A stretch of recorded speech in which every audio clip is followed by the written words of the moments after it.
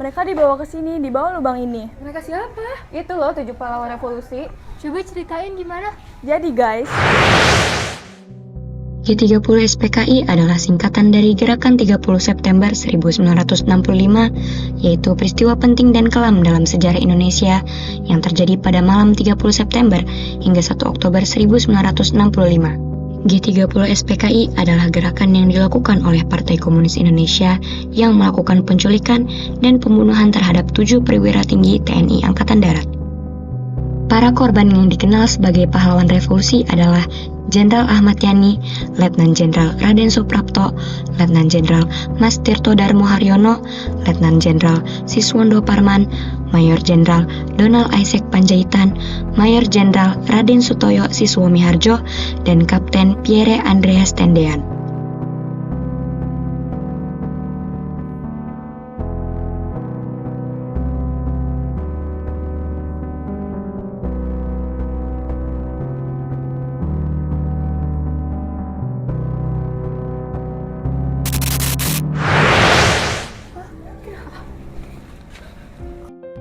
Setelah kejadian G30 SPKI itu, muncul beberapa peristiwa penting yang terjadi di masa pemerintahan Soekarno. Oh iya ya, emang ada apa aja?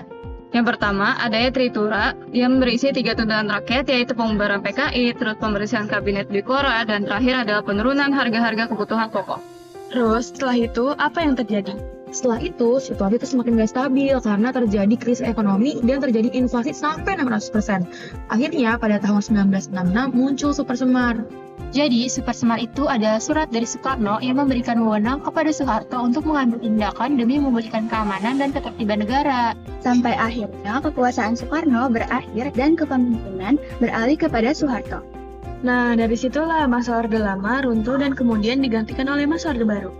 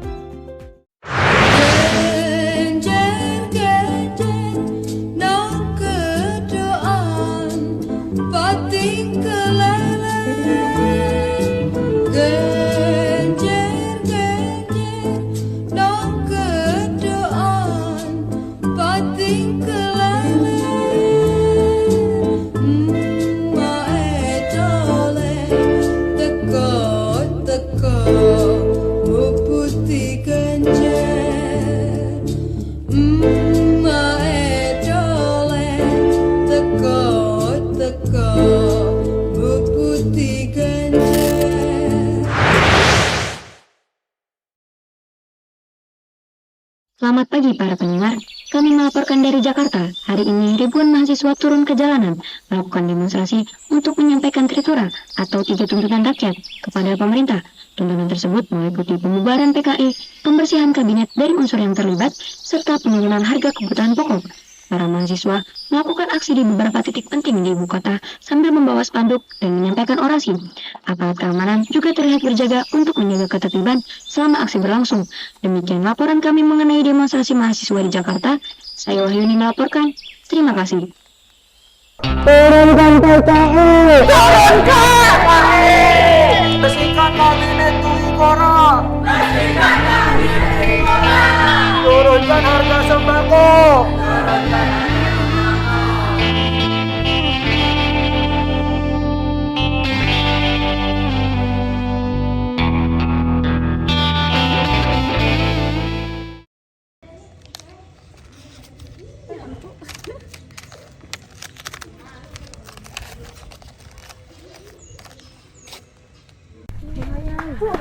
liatin Bu, masa ada surat turun? Katanya Pak Karno mau nurunin jabatannya ke Pak Harto. Yang benar, Bu. Iya, cobain lihat, makanya baca.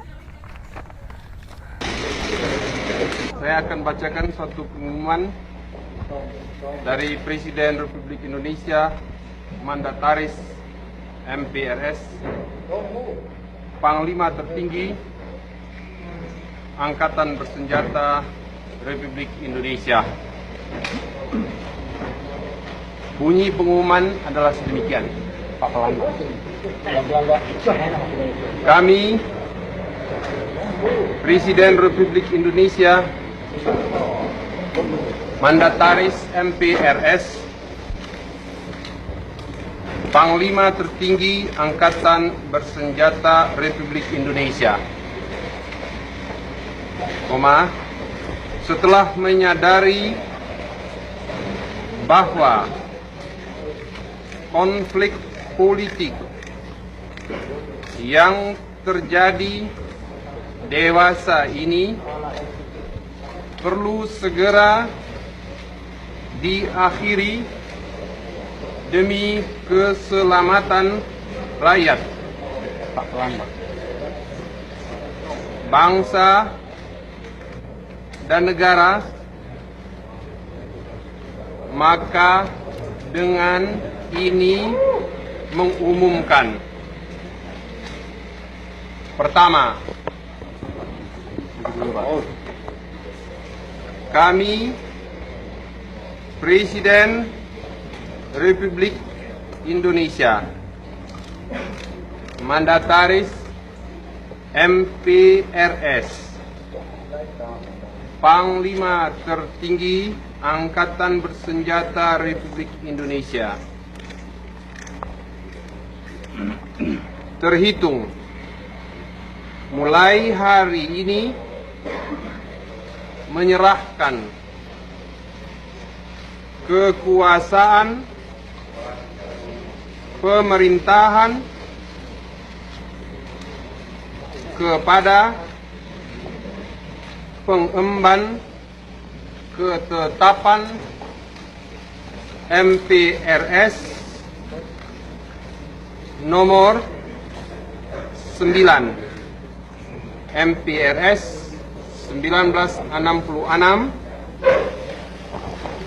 Jenderal TNI Soeharto.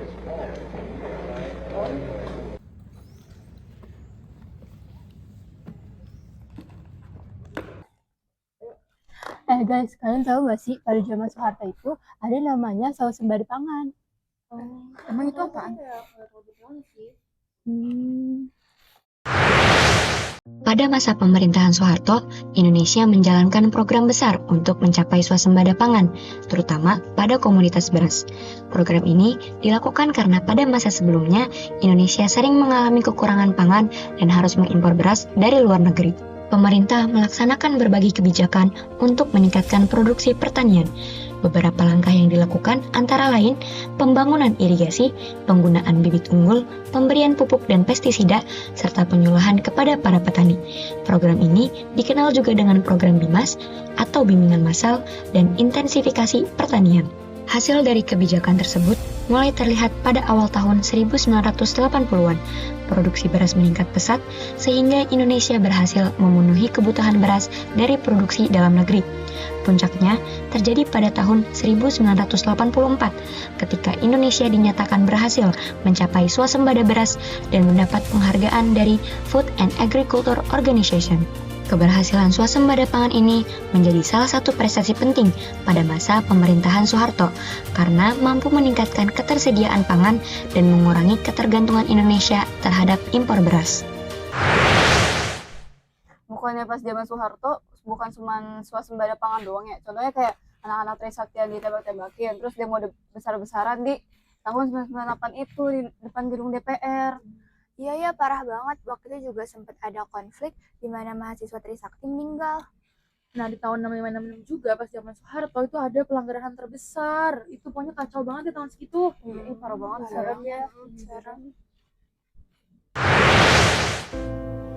Tragedi 1998 merupakan rangkaian peristiwa kerusuhan sosial dan demonstrasi besar yang terjadi pada Mei 1998 di Indonesia. Peristiwa ini terjadi pada akhir masa pemerintahan Soeharto dan menjadi salah satu titik penting yang mengakhiri era Orde Baru.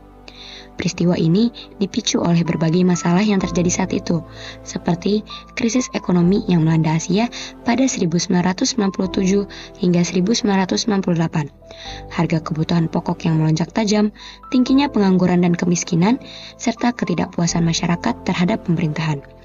Mahasiswa dari berbagai universitas kemudian melakukan demonstrasi besar menuntut reformasi dan perubahan dalam pemerintahan. Salah satu peristiwa yang memicu kemarahan masyarakat adalah penembakan mahasiswa Trisakti pada 12 Mei 1998. Dalam kejadian ini, 4 mahasiswa dari Universitas Trisakti meninggal dunia saat melakukan demonstrasi. Setelah peristiwa tersebut, terjadi kerusuhan besar pada 13 sampai 15 Mei 1998 di beberapa kota terutama Jakarta. Banyak toko dan bangunan dirusak serta dibakar dan aktivitas masyarakat terganggu. Tragedi 1998 membawa dampak besar bagi Indonesia, antara lain meningkatnya tuntunan reformasi dari masyarakat, munculnya perubahan politik besar di Indonesia, dan pada 21 Mei 1998, Soeharto akhirnya mengundurkan diri dari jabatan presiden. Peristiwa ini kemudian menjadi awal dari masa era reformasi yang ditandai dengan perubahan dalam sistem politik, demokrasi, dan pemerintahan di Indonesia.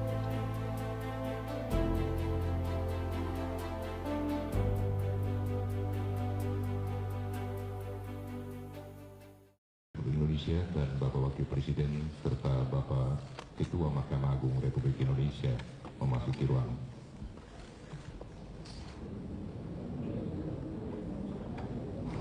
Saya memutuskan untuk menyatakan berhenti dari jabatan saya sebagai Presiden Republik Indonesia terhitung sejak saya bacakan pernyataan ini pada hari ini, Kamis 21 Mei 1998, susunan Kabinet Pembangunan ke-7. Dan untuk melaksanakan reformasi dengan cara yang sebaik-baiknya tadi, saya menilai maka Wakil Presiden Republik Indonesia, Profesor Dr. Insinyur B.J. Habibie, yang akan melanjutkan sisa waktu jabatan Presiden Mandataris MPR 1998-2003.